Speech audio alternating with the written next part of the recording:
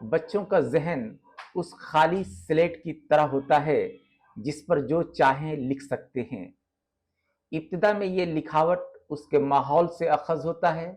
وہ معلوم کر لیتا ہے کہ اسے کس زبان کے لفظ ادا کرنے ہیں اور کس طرح اسے ان لفظوں سے برتاؤ کرنا ہے جو اس نے اپنے ذہن میں جمع کیا ہے، اور دھیرے دھیرے وہ ماحولیات، واقعات اور سانحات کے سہارے اپنی شخصیت سازی کرتا ہے۔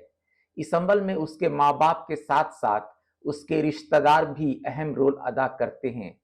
یہ ابتدائی مرحلہ بہت ہی نازک ہوتا ہے۔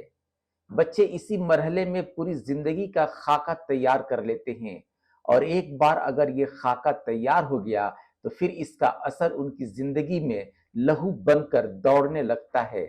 ماں باپ اپنے بچوں کو اس ابتدائی مرحلے میں پوری توجہ کے ساتھ ایک خوشگوار ماحول فراہم کریں۔